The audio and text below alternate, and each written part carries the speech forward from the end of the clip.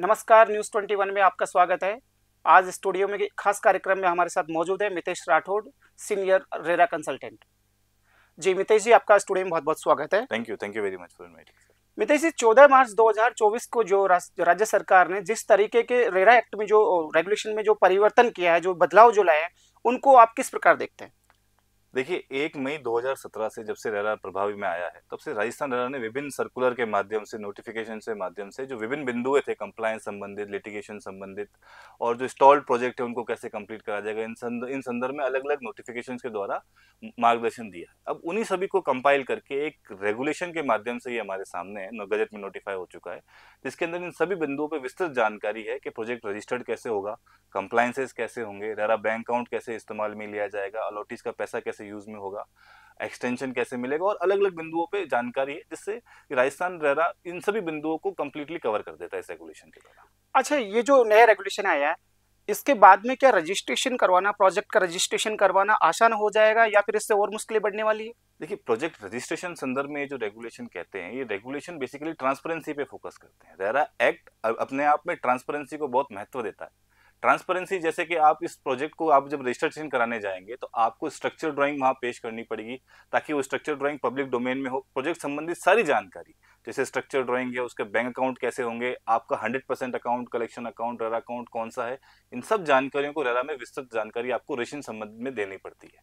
तो जो भी अलॉटीज वहां परचेज करने जाएगा, आपके फ्लैट में, आपके प्लॉट को खरीदने जाएगा, उसको सारी जानकारी रेरा पे मौजूद होगी। तो मैं ये नहीं कह रहा कि रजिस्ट्रेशन आसान होगा या मुश्किल होगा, पर रजिस्ट्रेशन में जो सारी जरूरी जानकारियां हैं वो आपको ऑनलाइन पे एक क्लिक पे रजिस्ट्रेशन प्रोसेस में मिल जाएगी। मतलब एक तरीके से कहीं ना कहीं सहूलियत है, बिल्डर को भी सहूलियत है। बिल्डर अगर ये अपने प्रोडक्ट को जनरल पब्लिक को के सामने रखता है बेचने के लिए, तो जनरल पब्लिक में एक विश्वास बढ़ता है, जब ट्रांसपेरेंसी बढ़ती है, तो इस विश्वास के लिए ये जरूरी है। अच्छा, अब ये जो नया रेगुलेशन एक्ट आया, इसमें जो रजिस्टर्ड प्रोजेक्ट को कंप्लायंस में कुछ किस तरह के कोई बदलाव किए गए? देखिए, कंप्लायंस से संबंधित जो भी बिल्डर द्वारा रेरा को सबमिशन करना होता है, जैसे कि आपके नक्शों में अगर कुछ चेंजेस है तो वो अपडेट करने पड़ते हैं, बैंक अकाउंट में कोई चेंजेस है, आपकी जो सेलेबल इन्वेंट्री है, जैसे कि आपके कितने फ्लैट्स हैं, कितनी शॉप्स हैं, उन सब की जानकारी आपको रेरा इस नए रेगुलेशन के माध्यम से और सहूलियत के साथ ऑनलाइन अपडेट करने की सहूलियत देती है। आपके नक्शों में अगर कुछ चेंज है तो आप ऑनलाइन एप्लीकेशन, एक्सटेंशन अगर आपको लेना है, समय बढ़ाना है रेरा का, तो आप कैसे फाइल करेंगे। तो इस रेगुलेशन में इन सारी चीजों का ऑनलाइन प्रक्रिया दी गई है,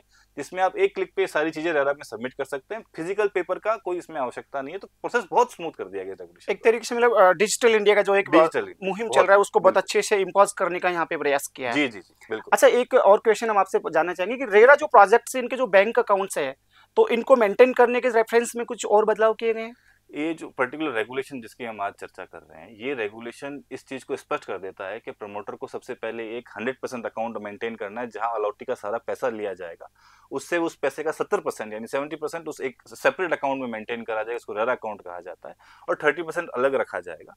और उसके संदर्भ में जब जब भी वो विड्रॉ करेगा, विथ एवरी विड्रॉल, हर बार जब भी वो पैसा वहां से निकालेगा, तो उसको 3 सर्टिफिकेट प्रेजेंट करने हैं, आर्किटेक्ट, इंजीनियर और चार्टर्ड अकाउंटेंट के, जिसमें वो इस चीज को मेंशन करेगा कि प्रोजेक्ट का पैसा जो है प्रोजेक्ट में ही लग रहा है। मैं अगर आपको एक समरीली इसको मैं प्रेजेंट करूं, तो ये पूरा प्रोसेस इंश्योर करेगा कि अलॉटी का जो भी पैसा आ रहा है वो प्रोजेक्ट में ही खर्च हो जाए। और ये बात तो हम भी मानते हैं कि अगर प्रोजेक्ट में अलॉटीज का पैसा अगर पूरे साफगोई के साथ, बोनाफाइडनेस के साथ प्रोजेक्ट में अगर लग जाता है, तो उस प्रोजेक्ट के समयबद्ध पूरे होने के चांसेस बहुत बढ़ जाते हैं। तो ये बैंक कंप्लायंसेस को इसमें और सुनिश्चित करता है। मतलब इसमें एक तरीके से ट्रांसपेरेंसी, सिस्टम में ट्रांसपेरेंसी और बढ़ जाएगी। आज इससे जो होम बायर है, होम बायर इस चीज को लेकर आश्वस्त हो सकता है कि उसका जो पैसा वो अपने फ्लैट के पेटे दे रहा है, अपने फ्लैट के लिए दे रहा है, उसका पैसा उस प्रोजेक्ट में ही यूज होगा, डाइवर्जन कहीं नहीं होगा। अच्छा, एक अहम सवाल मैं और पूछना चाहूंगा आपसे, जैसे कि अब ये जो रियल एस्टेट एजेंट्स हैं, तो क्या जो नए रेगुलेशन से ये उन पे भी लागू होता है? देखिए, रेरा एक्ट में हर रियल एस्टेट एजेंट को जो एक रियल एस्टेट में, रेरा में रजिस्टर्ड रियल एस्टेट प्रोजेक्ट में डील करता है, उसके प्रोजेक्ट को सेल करता है, उसको पहले रेरा में रजिस्ट्रेशन करना अनिवार्य है, और रजिस्ट्रेशन 5 साल के लिए वैलिड होता है। इस रेगुलेशन में उसको एक्सटेंड कैसे करा जाएगा, रजिस्ट्रेशन लिया कैसे जाएगा, देन सब्सिक्वेंटली आफ्टर 5 ईयर उसको एक्सटेंड कैसे करा जाएगा, उसके बारे में स्पष्टीकरण और दिया गया है। तो वो एक्ट के अंदर भी रेरा एजेंट रजिस्टर्ड होते हैं। अच्छा, और ये जो नया रेगुलेशन आया है, इसमें होम बायर्स को किस तरीके की राहत मिली है? देखिए, होम बायर्स को इस एक्ट में बहुत अच्छी तरह से प्रोटेक्ट किया हुआ है। हम जो एक्ट 2017 में इम्प्लीमेंट हुआ था, उसमें होम बायर को बहुत अधिकार है, जैसे वो अपना समय पे अगर प्रोजेक्ट पूरा नहीं होता है तो वो रिफंड ले सकता है, डीले का ब्याज ले सकता है, हर्जाना क्लेम कर सकता है बिल्डर से। पर एक सबसे बड़ी अड़चन जो आती थी वो था इन सबके एग्जीक्यूशन का, यानी ऑर्डर्स जो रेरा के हो रहे थे उनको एग्जीक्यूट समयबद्ध तरीके से किसी कारणों से नहीं हो पा रहा था। तो इस पर्टिकुलर रेगुलेशन में राजस्थान रेरा ने ये सुनिश्चित किया है कि जो एग्जीक्यूशन के लिए एक अलग से एक बॉडी जनरेट करी जाएगी, एक ऑफिसर अपॉइंट होगा, उसके नीचे पूरी टीम होगी जिसका एक ही लक्ष्य होगा कि रेरा के दिए गए आदेशों को एग्जीक्यूट करवाना। और उसके लिए वो अरेस्ट वारंट से लेके कुर्की लिक्विडेशन और उस कुर्क किए हुए एसेट्स को लिक्विडेट करके उस डिक्री को सेटिस्फाई करने तक का सारा काम रेरा अथॉरिटी इस रेगुलेशन के थ्रू करेगी। अच्छा, क्या रेरा प्रमोटरों को भी बायर्स के खिलाफ कोई राहत देता है?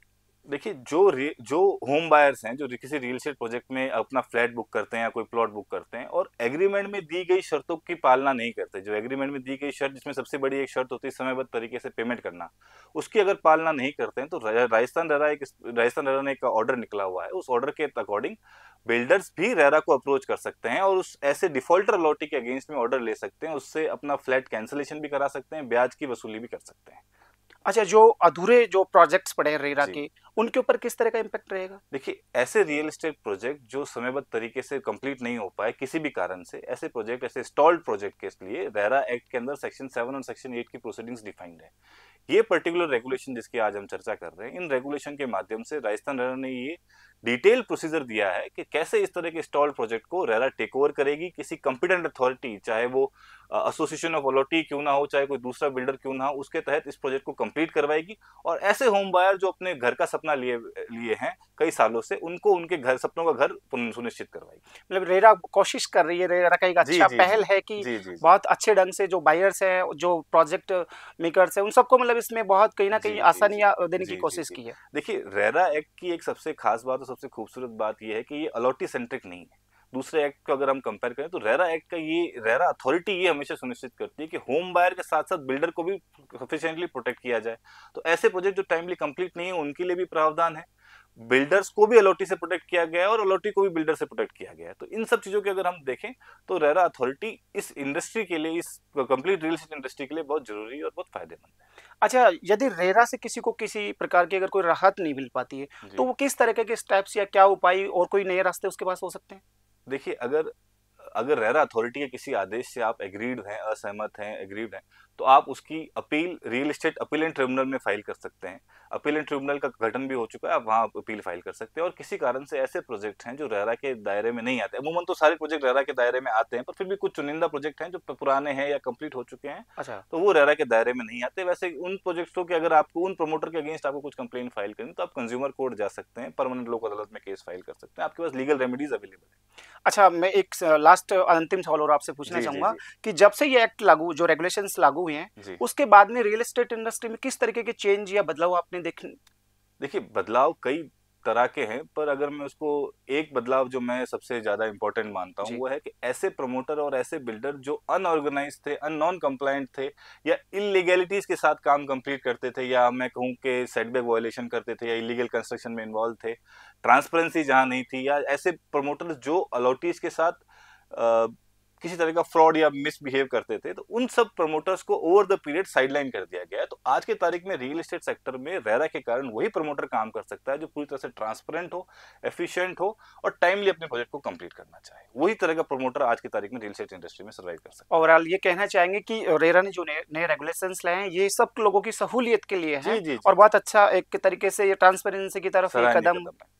ठीक है, बहुत बहुत धन्यवाद, आपने इतनी अच्छी और बहुत महत्वपूर्ण जानकारी दी। इसी तरीके की देश और दुनिया की तमाम अपडेट्स के लिए बने रहिए न्यूज़ 21 पर। Amar Singh, thank you.